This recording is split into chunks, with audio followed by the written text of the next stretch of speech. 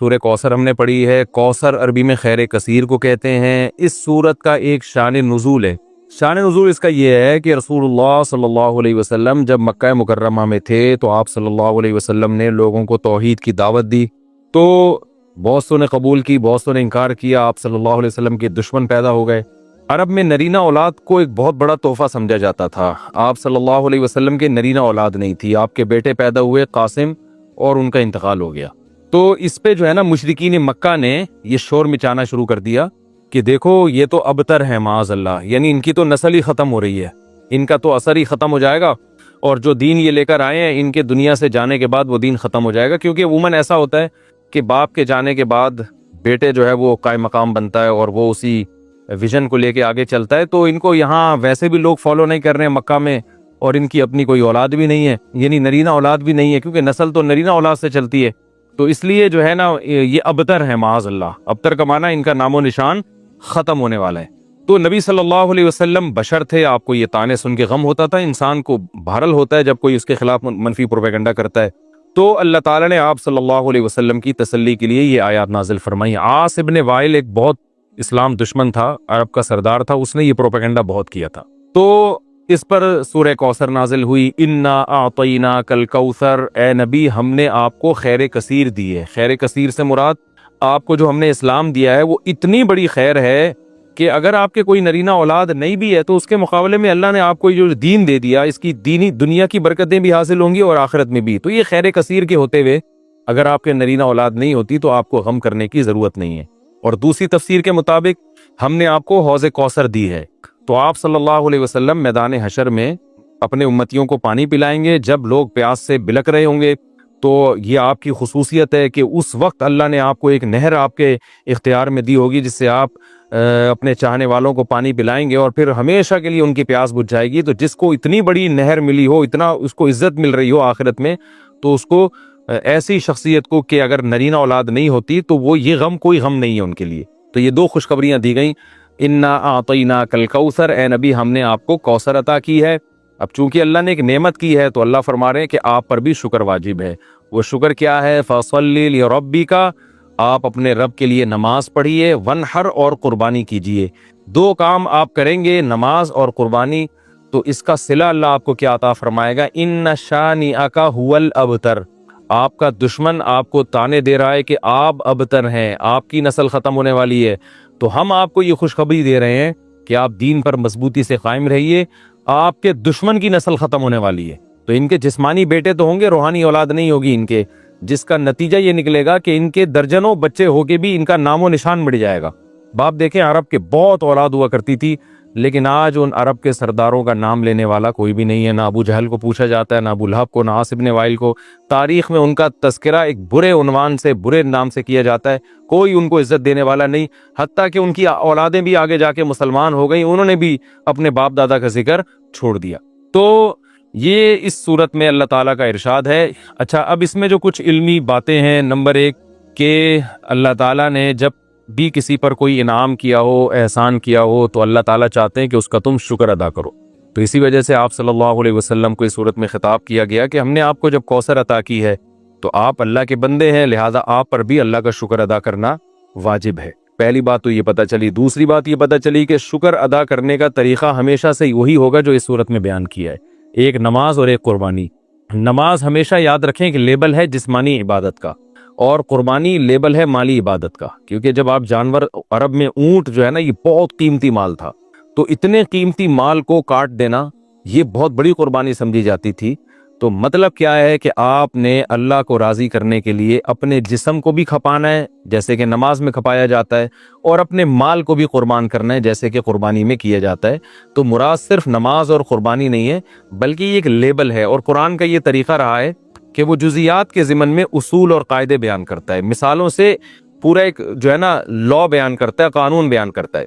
تو یہاں بھی ایک قانون بیان کیا جا رہا ہے کہ شکر کا دو طریقے ہیں، ایک جسمانی عبادت بھی اور مالی عبادت بھی۔ مال بھی خرچ کرنا ہے اور جو ہے جسمانی عبادت بھی کرنی ہے۔ اب تمام جسمانی عبادتیں اس میں آ گئیں، کیونکہ نماز سب سے اہم ہے، اس لیے اللہ نے اس کو ذکر کیا۔ اس میں روزہ بھی آ گیا، اس میں حج بھی آ گیا، اور اس میں جو کچھ بھی ہم اللہ کے لیے اپنے جسم کو کھپاتے ہیں سب کچھ آ گیا۔ اور مال میں تمام مالی عبادتیں آ گئی، زکوٰۃ بھی آ گیا، فطرانہ بھی آ گیا، اور اللہ کو خوش کرنے کے لیے اللہ کی مخلوق کو کھانا کھلانا، یعنی ہر وہ عبادت جس میں قربانی کا عنصر ہو، تو قربانی یعنی مالی قربانی کا عنصر ہو، تو مالی قربانی جو ہے وہ غریبوں کو کھانا کھلا کے بھی حاصل ہوتی ہے، رشتہ داروں پہ خرچ کرنا اور ضرورت مند کو قرضہ دینا، یہ تمام کی تمام چیزیں اس میں داخل ہیں۔ تو یہ بھی اس سورت سے ہمیں پتہ چلتا ہے، اور یہ تو دوسری بات ہوئی۔ اور تیسرا جو سبق ہمیں اس سورت سے ملتا ہے وہ یہ ملتا ہے کہ جب آپ اللہ کا شکر ادا کرتے ہیں اور آپ اللہ کے حکام کو فالو کرتے ہیں تو روحانی نسل بہرحال آپ کی ہی بڑھتی ہے، اور اگر آپ اللہ کا شکر ادا نہیں کرتے تو آپ کی اولاد بھی آپ کو بھول جاتی ہے، جیسے کہ اولادیں تو ملی مشرکین مکہ کو مگر کوئی ان کو یاد نہیں رکھتا۔ تو آج بھی ہم دیکھتے ہیں کہ دینداروں میں یہ چیز نظر آتی ہے، ان کی اولادیں والدین کے مرنے کے بعد موت تک ان کے لیے دعائیں کرتی ہیں، موت تک صدقہ خیرات کرتی رہتی ہیں، پھر آگے نسلیں پیدا ہوتی ہیں وہ بھی اپنے باپ دادا کے لیے مغفرت کی دعائیں مانگتے رہتے ہیں، لیکن جو زیادہ نام نہاد لبرل لوگ ہیں وہ اپنی اولادوں پہ بڑا خرچ کرتے ہیں، مگر ہم دیکھتے ہیں کہ جب ان کے والدین کا انتقال ہوتا ہے تو اولادیں چند دنوں میں ان کو بھول جاتی ہیں۔ جتنا دین سکھایا ہوگا آپ کی اولاد آپ کو اتنا ہی یاد رکھے گی، اور آپ کی نسلیں آپ کو اتنا ہی یاد رکھیں گی، اور جتنا آپ نے اپنی اولاد کو دین سے دور کیا ہوگا تو آپ کی اولاد وراثت تو دبا کے لے گی، آپ سے سارے فائدے اٹھائے گی مگر آپ کو یاد نہیں رکھے گی۔ سورہ کافرون میں کبھی ایک شان نزول ہے، رسول اللہ صلی اللہ علیہ وسلم مکہ مکرمہ میں، یہ ساری صورتیں جو ہے نا 30ویں پارے میں زیادہ تر صورتیں اس میں مکہ میں نازل ہوئی ہیں ابتدائی اسلام میں۔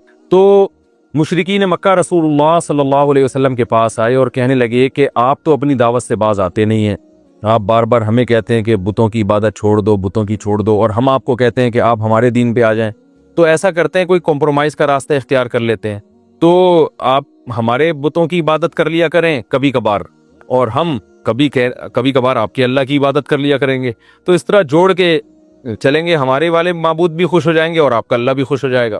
تو اس پہ یہ صورت نازل ہوئی اور ان کو یہ بتایا گیا کہ تم ابھی تک اسلام کو سمجھے ہی نہیں ہو۔ اسلام کا جو کچھ دعوت ہے وہ یہ ہے کہ یہ بت اللہ کے ساتھ عبادت میں شرکت کے لائق، اسلام تو شرکت کی نفی کر رہا ہے۔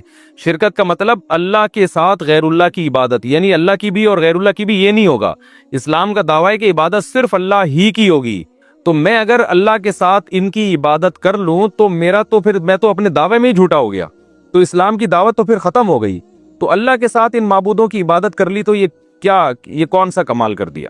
تو یہ توحید جو ہے نا، عقیدہ توحید، یہ اس سورت کا جسے کہتے ہیں نا سینٹرل آئیڈیا، یہ سورت کا جو اصل پیغام ہے وہ یہ ہے کہ اے نبی آپ ان کو دو ٹوک الفاظ میں واضح لفظوں میں بتا دیں کہ تم جن معبودوں کی عبادت کر رہے ہو مجھ سے اس کی امید مت رکھو کہ میں عبادت کروں گا، اور تمہاری ہٹ دھرمی دیکھ کے پتہ چل رہا ہے کہ تم نے بھی میرے معبود کی عبادت نہیں کرنی ہے۔ میں 2015 میں مسلمان ہوئی تھی اور 2021 تک گھر میں رہتی تھی، تو اس وقت نماز اور روزہ نہیں رکھ سکتی تھی۔ پھر میں نے ہجرت کی تو مجھے 6 سال کی قضا نمازیں پڑھنی ہوں گی، یا اس وقت میں مجبور تھی تو معاف ہو جائیں گی؟ روزے تو میں قضا کروں گی مگر نمازیں بہت زیادہ ہیں، برائے مہربانی رہنمائی فرمائیں، میں بہت پریشان ہوں۔ پہلی بات تو یہ، اللہ آپ کے اسلام کو قبول کرے، اللہ آپ کو مبارک کرے اور موت تک ایمان اور اسلام پہ قائم رہنے کی توفیق عطا فرمائے، اور اللہ آپ کو اس عظیم نعمت کی قدر کی توفیق عطا فرمائے۔ باقی دیکھیے، آپ 2021 تک گھر میں رہتی تھی، اس وقت نماز روزہ نہیں کر سکتی تھیں، تو اگر کوئی غیر مسلم دارالحرب میں یعنی کافروں کے ملک میں مسلمان ہوا اور اس کو پتہ ہی نہیں کہ نماز فرض ہے، علم ہی نہیں تھا، اس کے پاس علم پہنچنے کا کوئی ذریعہ بھی نہیں تھا، تو وہ معذور ہے۔ پھر جب اس کو پتہ چلے گا کہ نماز فرض ہے تو وہ اس وقت سے اس پہ نمازیں فرض ہوں گی، اس سے پہلے کی نمازیں اس کے ذمہ ضروری نہیں ہوگی۔ لیکن آج کل تو اسلام کی دعوت ہر جگہ پہنچی ہوئی ہے، ظاہر جب آپ نے اسلام قبول کیا تو آپ کو پتہ تو ہوگا نا کہ نماز فرض ہے۔ تو ایسی صورت میں اگر آپ کے لیے نماز اور روزہ پڑھنا کسی وجہ سے ممکن نہیں تھا تو وہ آپ کے ذمے میں تھیں وہ نمازیں، کیونکہ شرعاً آپ پر لازم ہو گئی تھی نمازیں، کیونکہ آپ کو علم تھا نماز کی فرضیت کا۔